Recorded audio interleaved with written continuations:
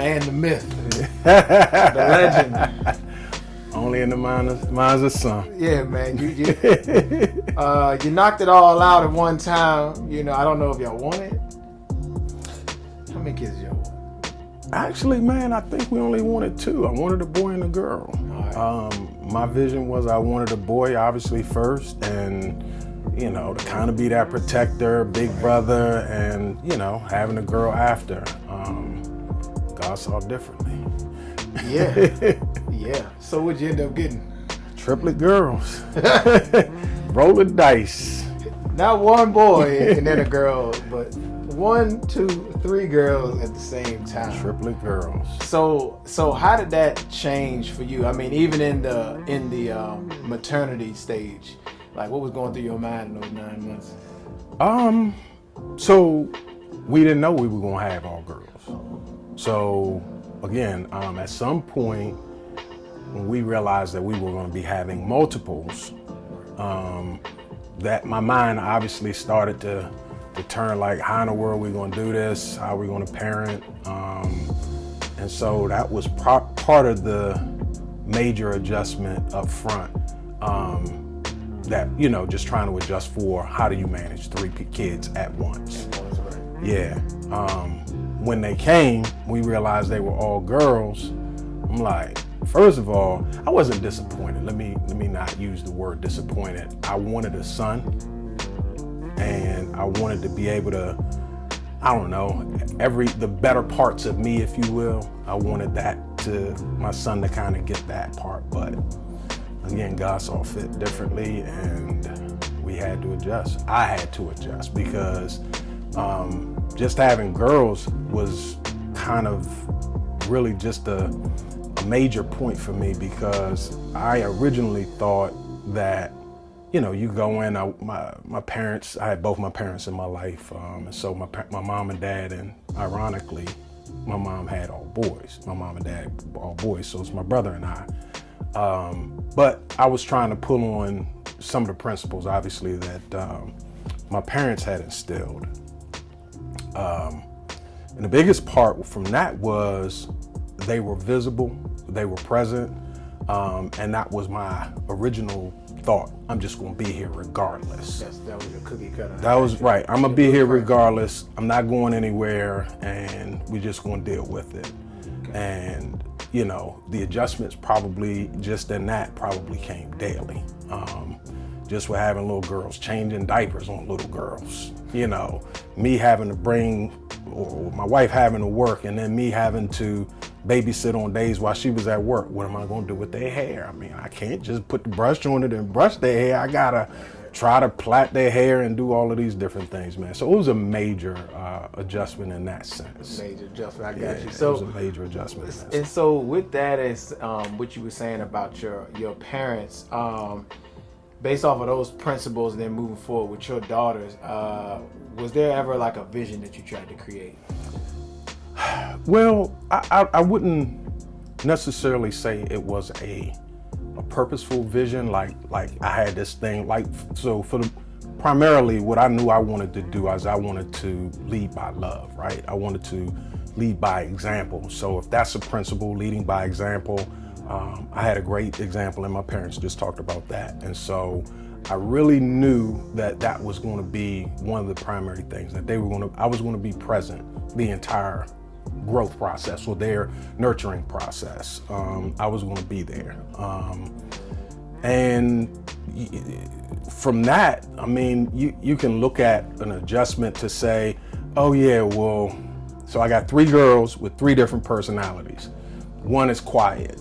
One, when they were babies, one cried a lot, and the other one was probably more curious. And so I quickly realized that I had 3 different personalities, not just 3 girls, but 3 different personalities on these 3 girls, that I had to manage the personalities once, you know, we figured out, well, they not the same. They triplet girls, but they still 3 different people. They look alike, but they all different. Right. Yeah. So that was probably the major adjustment. I had to adjust for their personalities. I had to adjust mentally for me, and realize that they don't think about things the same way.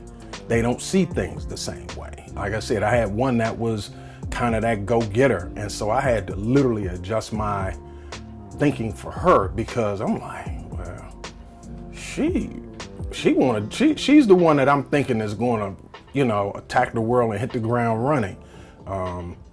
Erin was the first one to walk. She was the first one to learn how to ride a bike. If I said somebody go do something, she ran to go get it first. So I had to say, okay, so how do I fit the world, or what this world is going to offer around her? So the first thing I thought was, you're a go-getter, you're a runner, let's run track. So that was kind of, one of the major adjustments that I had to make with just trying to adjust for their personalities. Got you. So what was at least one comforting principle that you saw yourself going to during uncertain times? The guiding principle that for me, and I don't think it's one that I really had to deviate from, was that I was going to love them regardless. Like, that was going to be, we know kids grow up and kids become whomever they want to be in life. But what I knew I wasn't going to do is shrink back from, one, being a father, and shrink back from loving them. So that was, to me, if I can think about, one of the guiding principles that I never deviated from, and was going to always go back to in times of uncertainty. Honestly, I really knew that I wasn't going to deviate from loving them regardless. Right. Regardless. And so that was kind of the thing. Even if I blew up at them, even if I was pissed at them or they pissed at me, at the end of the day, I knew I wasn't going to deviate from that. You kind of touched on a little bit, but go back a little bit on, like, what was one of the biggest challenges with your daughters, and then maybe you have a top one for just one of them. So the biggest challenge was, it's three.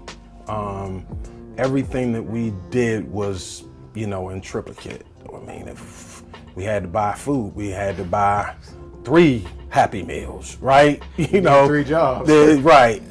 Didn't have 3 jobs. I almost felt like I needed to have 3 jobs. It probably would have helped along the way, but then that would have also pulled me away from being a parent.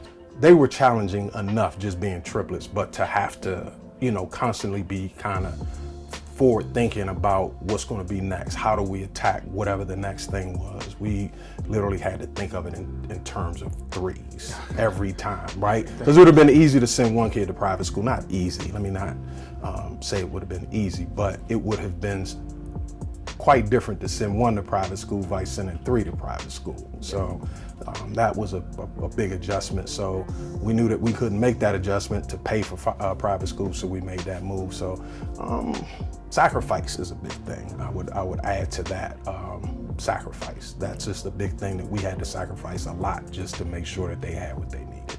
As they were growing up, what are some things that you had to, sacrifice or adjust with them that you may have done prior to them being born, so that, they don't really become like a conformity? When they were in neonatal intensive care, all as they heard was chatter in the background, monitors, beeping, all of this stuff going on around the clock, 24 hours.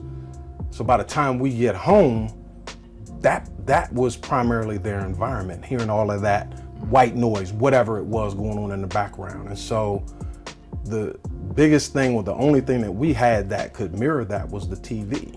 So we literally turned the TV on. So if that was kind of more or less the introduction, they kind of grew up with the TV in the background, or that noise in the background.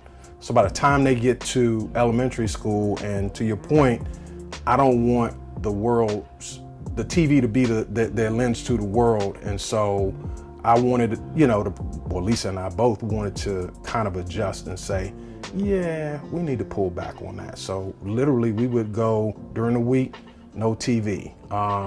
Maybe we can get a half an hour when you come home from from school, an hour.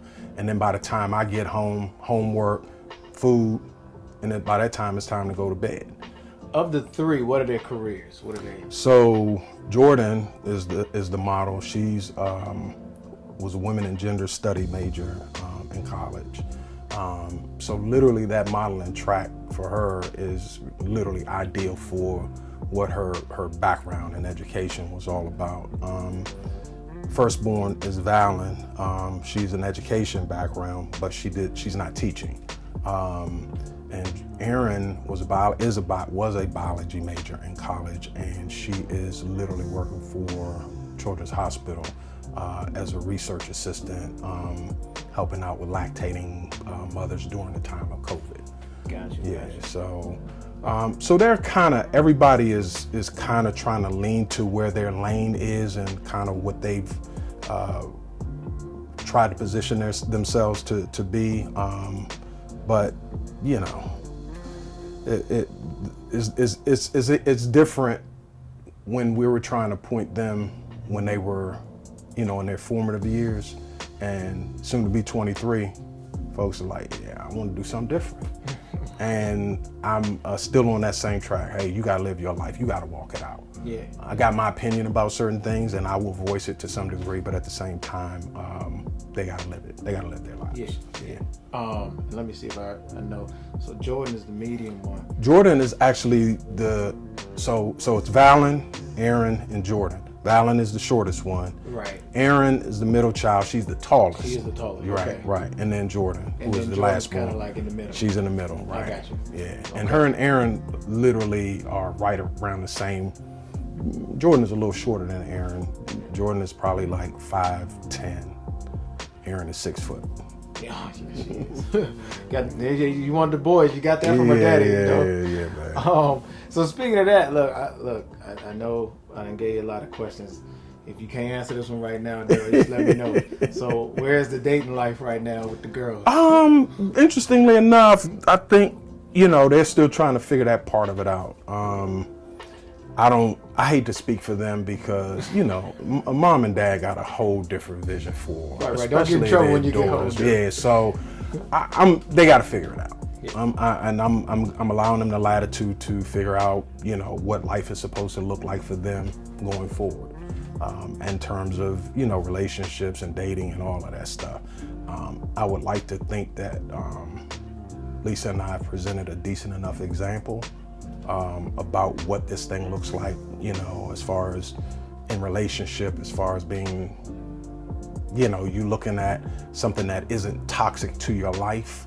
I think we've presented a decent enough example so that they don't kind of venture down some weird path where people are taking advantage of them, or people are doing, you know, end up with an abuser or something like that. So, yeah, we talk about it to some degree, but for the most part, we're letting them figure it out. Gotcha.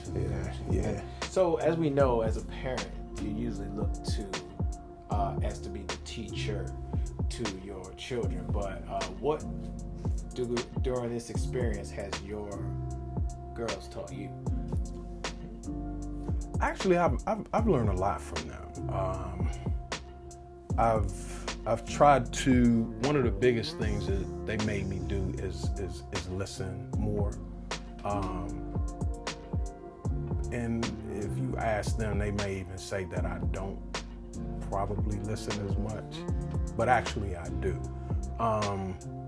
Because what they'll do is they'll ask me a question, or they want to interject how they feel about one thing or another. And as a father, as a man, as the fixer, if you will, men tend to have this innate ability to want to fix something.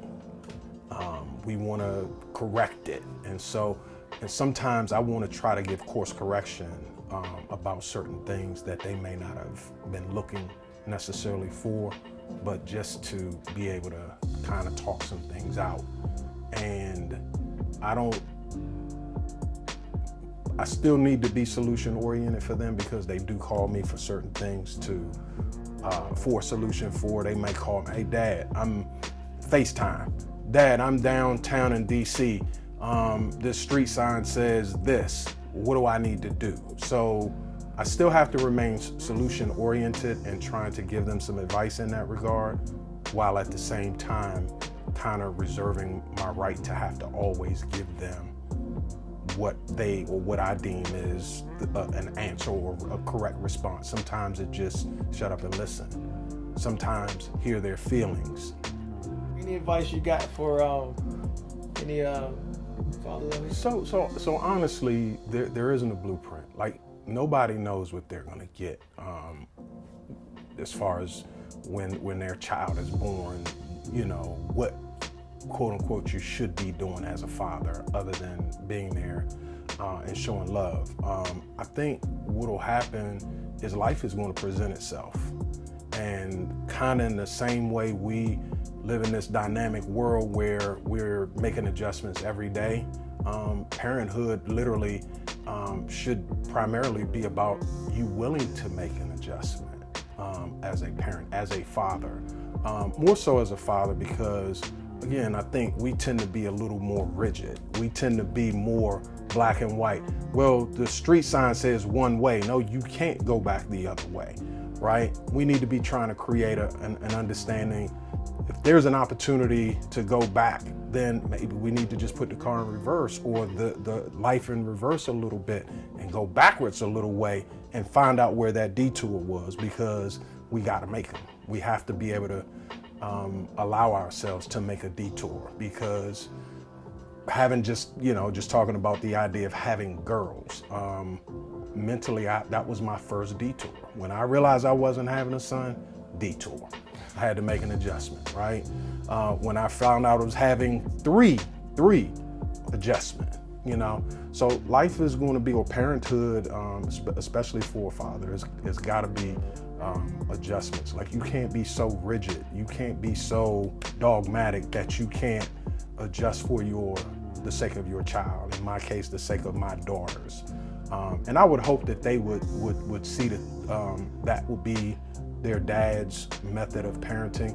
Yeah, there've been some times, there's some things that is just a hard no, right? But if you were to ask them a question about how their dad parented them, I would think that they would use the word fair. Like, I was fair, right? Yeah, we punish. Yeah, you can't go outside and ride your bike today because you need to get this grade up, or you need to do whatever. But it was still about adjustments. It was still about just, today, yeah, we got to make an adjustment. Okay, teacher called the house. We were about to go to King's Dominion. I'm using that as an example. We can't go to King's Dominion, right? Or we can't do this thing because we need to focus on whatever this other thing that we needed to adjust to. So that would probably be my best advice, is just don't be so rigid and so dogmatic that you can't make an adjustment, a detour in parenting along the way, because it is required. All right, Darryl, man, we appreciate you for being a dad, a father, and being involved.